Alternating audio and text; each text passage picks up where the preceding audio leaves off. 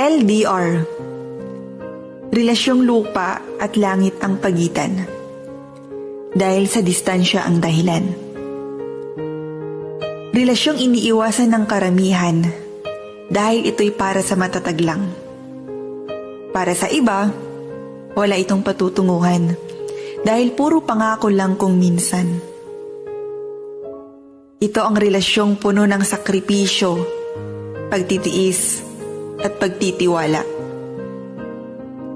Relasyong puno ng paghihintay, puyatan, at minsan pagluha.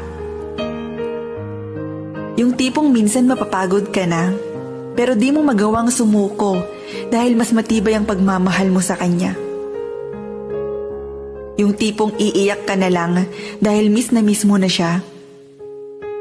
Bawat araw sa paggising mo, siya agad ang naiisip mo.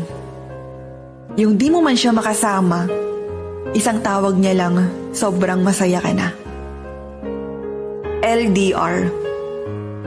Para lang yan sa dalawang taong pinatibay ng pagmamahal na kayang panindigan ang sitwasyong pinasukan. LDR. Para lang sa dalawang taong marunong makontento.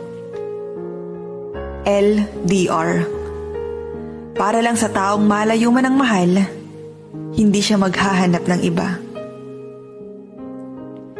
Sa mga taong nagsasabing ang LDR ay di magtatagal at sandali lang, subukan niyong pasukin ito nang maintindihan niyo ang saloobin ko. Hindi distansya ang basihan para masabi na ang isang relasyon ay pangmatagalan. Hindi sa lahat ng pagkakataon, pag malapit, masasabi natin na ang relasyon nila ay walang hangganan. Magkalayo man, maaari pa ring maging matibay at masaya. Dahil ang salitang kontento ay nasa inyong dalawa. Hindi porket magkalayo ay maghihiwalay na. At hindi porket magkalapit ay kayo na. Dahil ang landas nyo'y pwede ding mag-iba. Hindi porket hindi mo siya kasama ay may iba na siya. Dahil kung talagang mahal mo siya, magtitiwala ka ng walang pagdududa. Oo, magkalayo kayo. Hindi mo siya makasama, hindi mo siya mayakap at mahalikan man lang. Pero tanong ko lang, yun lang ba ang basihan ng relasyong pangmatagalan? Hindi man kayo magkasama, ang mahalaga, puso't isip nyo'y iisa. At hinaharap nyo ang bawat bukas na matatag para maipanalo ang relasyong nasimulan nyo na. Tiwala lang. Hindi sa lahat ng pagkakataon ay magkalayo kayo.